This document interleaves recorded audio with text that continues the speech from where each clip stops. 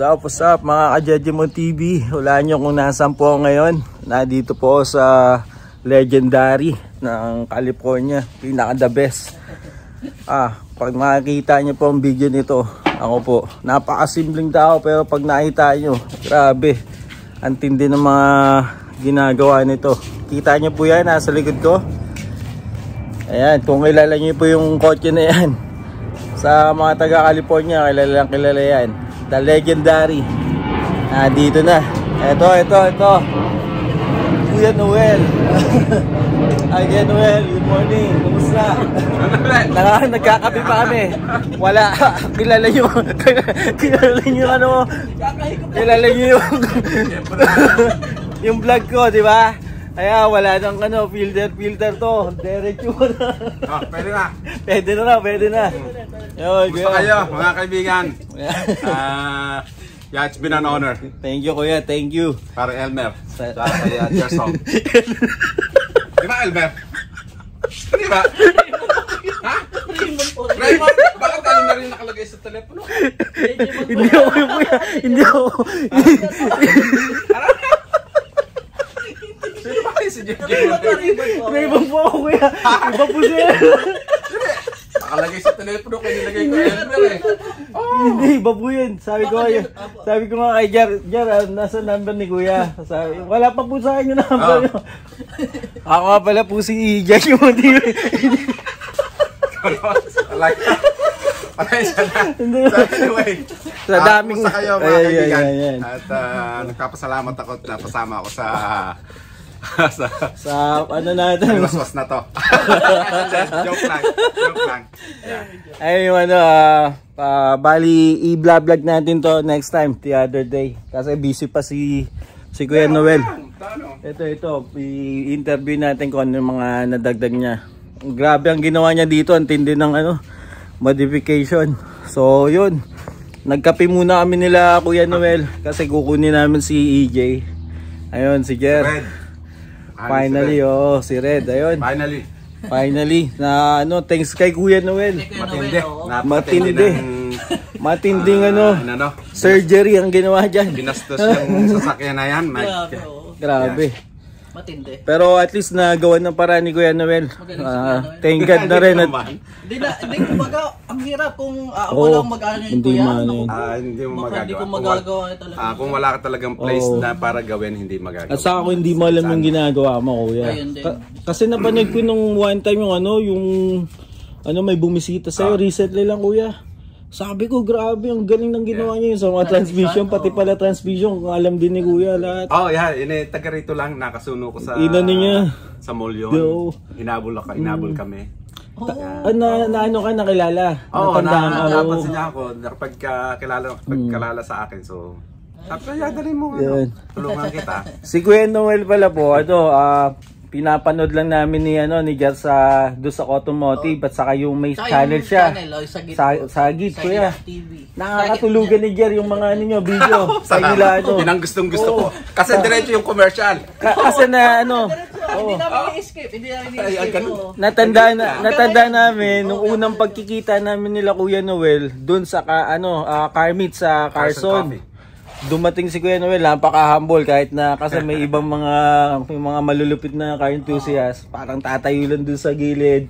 Hindi approachable. Pero si Kuya pa lumapit sa amin, biglang ang nangyari, nakita ni Jer, walang pamilya si Kuya kasi pinapanood. Tapos nakita ko yung t-shirt na G20.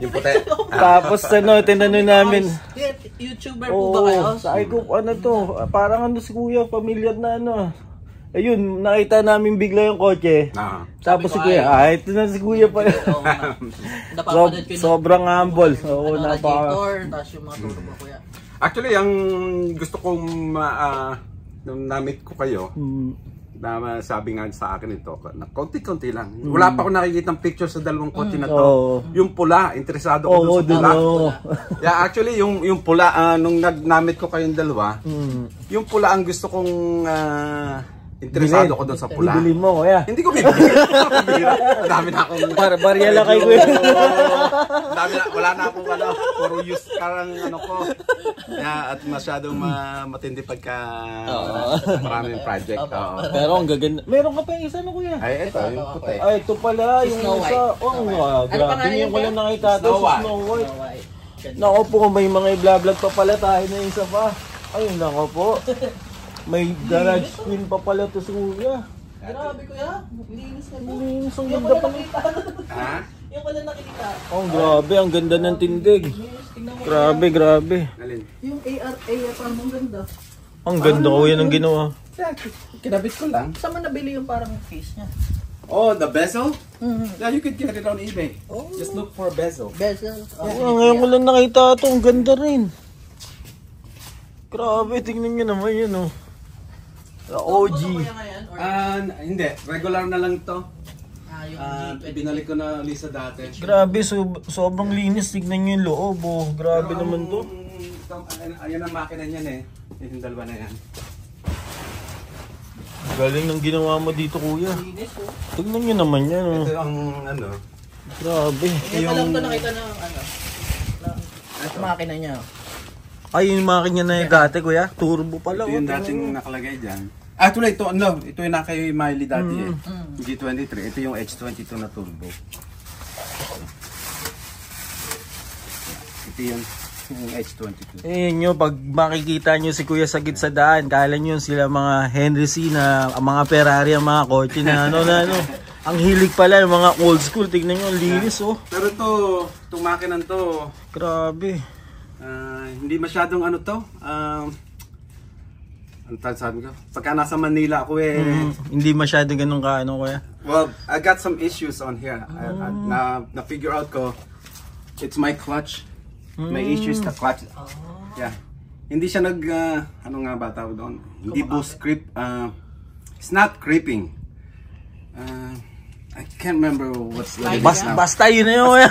No, it's like, whenever I'm shifting, let's say I'm on Delay, gear, parang delay. all of a sudden, the RPM it goes Goes way up. So I figure out it's the clutch. Parang nag-sleep. Sleep, yeah. Oh. Yeah, there's just not enough And also, ano, Pressure kaya. too much torque from the driver, modified driver. Isa modified. boost creeping. Pero itong H22, this one, Magdalawa ka. this one, I actually, Hindi, tatlo pa makina ni kuya. Ito, D-series ba ito kaya? D-series eh. Grabe, oh, tignan nyo naman yan, oh. Ang ganda ng ano mo kuya, accord dun, oh. Linis na. Kinompleto mo. Pati mga ano, detalye, oh. Grabe.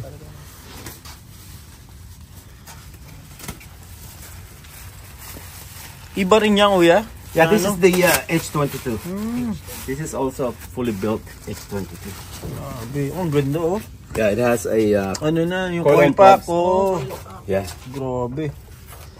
Ano yung mga bupa yan, kuya? Ikakabit mo lang. Oh. I say siguro mga 4,000 miles, 3,000 miles. Ang baba ng ano, I only sariwa. ginamit ko lang ng less than 2 years. Yung mga ka-Jejemon TV, follow nyo si Kuya Sagit. Sobrang madetalye yan dun sa ano niya, sa kanyang ano, vlog. Kung mapapanood nyo yan. Lalo na sa mga taga-Canada na subscriber natin na gustong matuto. Punta kayo dun. Sobrang ano. Hindi naman sa pag-ano, pero itong makinan to, H22. Ginawa ko to kasi mas reliable ang H22 mas from reliable. high RPM kaysa sa G23. Yung reason ito, dito nakalagay, pwede ba sabihin yun sa vlog mo? Na ano, kuya? It's a Subaru Killer. Oh, okay lang yun, kuya. Kahit ano, yung ano, Ferrari Killer o ano. Hindi naman sa pagayabang. Hindi, wala, kuya. Ang purpose ng build na to, Subaru Killer. So yun. Basta't nakita ko sa kalsada, yung Itinatay mo, oo. alam ko na, stage Okay yan, kuya, okay I yan. can take them. Kaya, I always pick on them. Okay lang, kuya, okay lang sa vlog ko. Kasi yung sa akin, mga ano, ang mga kinikil ko, yung mga truck. Truck killer. Yung mga na-overtake ni Honda Fit ko eh. Ito kasi maano Hindi, kuya, yung mga ano. Maano kasi ang H22 Lakas to. Yeah. Kaya yun, kita nyo na. Kung may sticker ako dito may ilalagay. Yung mga pangalan. Basta nakita ko Subaru. Talaga Subaru killer. Grabe. Ingat, wag ano, sa mga nanga Subaru na stock, wag nyo na bobombahan to. Basta puti at saka Stage green 2. Kasi may napanood din ako na ano, na Accord. In-stock lang niya. Naka-turbo. Killer kuya ng ano. Street killer. Oo. Si Bus. Boost 2 something, dalawang booster niya, kulay blue. Something, yeah. Grabe. Kaya ito, yung mga puti niya na ano. Alam mo ang secret niya? Yung secret sauce noon? Long gear. Oh, long gear. Pinapanis niya yung ano, kuya. Yeah, long gear yung kanyang transmission. Kaya I'm always on research and development. Kaya hindi ako nag-stay sa short gear eh. Long gear. Nasa gitna. Ganda oh. Mid ka. Which is I found it sa H23 na transmission. Ganito yung ano, masarap na vlog, nagkakape lang, tapos ano, kwentuhan, chill lang. Kaya yung mga ano, salamat doon sa mga nanonood, kahit mababa pa lang subscriber, pero salamat doon sa feedback nyo. Salamat. Sabi niya, more videos. So ito, yung mga request nyo. Ito, naswerte namin si Boss Noel, Kuya Sagit, yung ano, OG na ano, the best. Kaya thank you kuya. Thank you sa ano yun, unlock ng aming tamang kwentuhan. The best. Kaya nung na-meet ko kayo sa Cars and Coffee, sa meet na yon, nung nagkwento nga sa akin, wala pa ako nakikita sa dalawa na to, kinuwento niya lang yung kotse. Yung istorya. Kasi ikakat ko muna si kuya. Kasi nung nakita siguro kami ni kuya, sino mga lokon to? Yung mga gusgusin na to. Sabi ko, so yung ano, yung pulaka ko, yun ang doon ako interesado. So sabi ko, pagkano kako, pero ang gulo na istorya. Hindi ko ang gulo kausap nito. Magulo niya kuya. Huwag ka maipag-deal niya kuya. Kung magulo ako. parang buhok na alam mo na kung saan. Magulo. Kaya nagpadala ng picture. Itong pinadala, itong green, si Matcha. Si Matcha po. Oh, damn, sabi ko. Ipapayos yung pula, ang green ang wala, hindi niya sinabing ipapaayos. Basta kinuwento niya lang sa akin ng istorya na nasunog. Nabudol ka kuya, nabudol. Ganun. Parang gano'n. Hindi nung nakita ko Ingat to. mo siya, ingat. Kita ako to. Dahil ganda ang lip eh. Ang dating nito eh, parang sa Pinas. Yung mga SR. Yung BTI. Yung SR body no, yun. Yeah. But nako po, Diyos ko. Ang dami rin. Inayos. Kung may listahan, talagang dami. Parang resibo ng ano. Hindi, nakasakay na ako niyan nung bago mo galaw kuya. Sabi ko dyan, medyo delikado yung tunog ng ano mo, mga pangilalim. Napakadaming ano nito rin. Mana sa may-ari yata. Yung sinakayan niya ako nito, ang bilis. Balintig na ayaw tumigil. Ako ang napapapreno. Sabi ko, walang preno to. Ayun nga, dahil sa mga ka-jeje mo natin, kung kayo ay mag-upgrade ng brakes, lalo na't ganito, yung 4 piston, tapos conversion ng rear disc, make sure na palitan lang ang booster at saka yung master cylinder. At ang proportioning valve. Maawa naman kayo sa mga tao sa paligid. Wag na lang sa sarili mo eh. Yun na lang sa paligid. Mapapatay mo. Doon na lang sa aksidente. Maistorbo mo. Wag sa sarili mo. Ay, maawa ka rin sa sarili mo.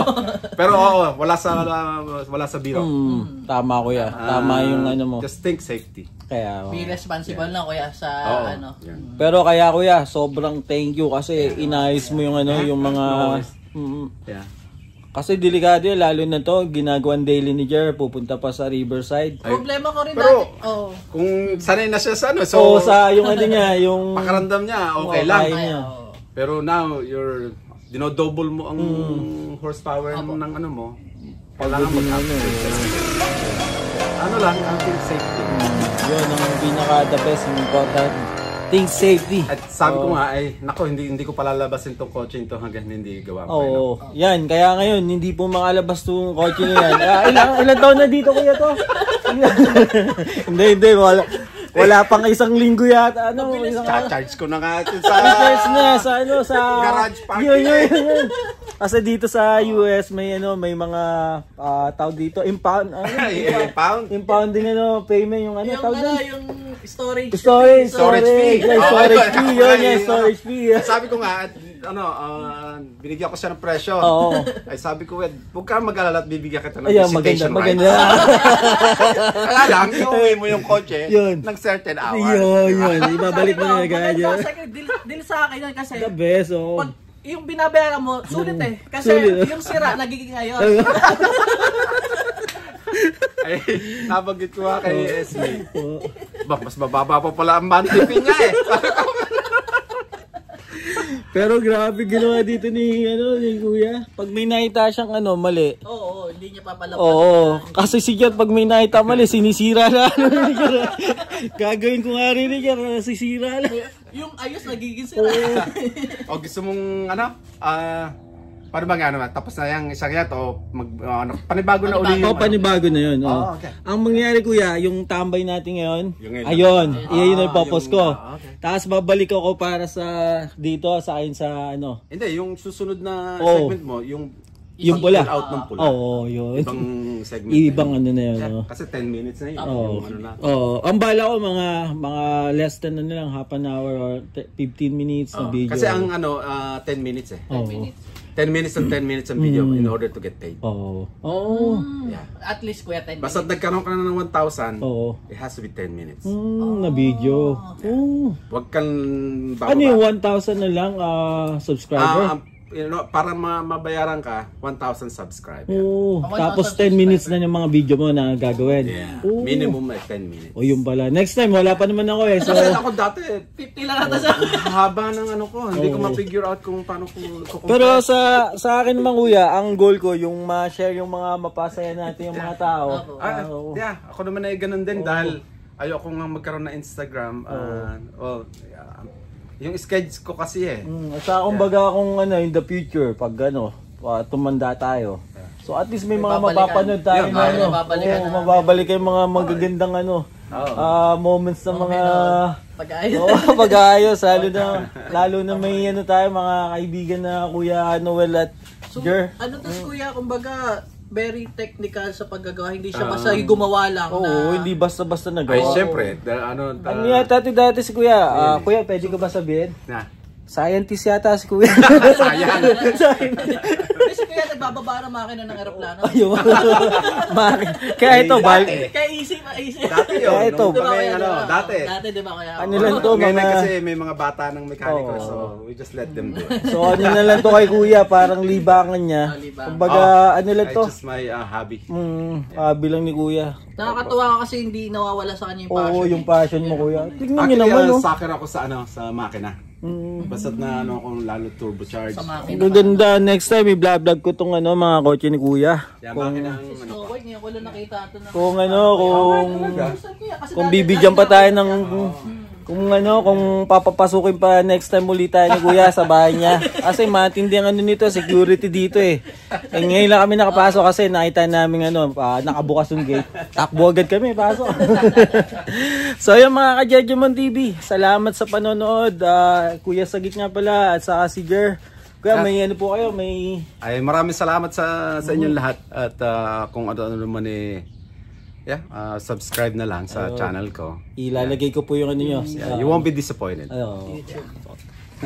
Salamat mga ka-Jejemon TV. Jer, ayun muna po. Next time, please like and share yung video namin. Saka kay Kuya Sagit, kung gusto nyo maraming kayong matutunan about sa kotse, yung tamang pag-ayos ng kotse. Mamaya lalagay ko dito sa description at saka sa screen yung YouTube channel ni Kuya Sagit. God bless mga ka-Jejemon TV. Salamat. Salamat. Bye.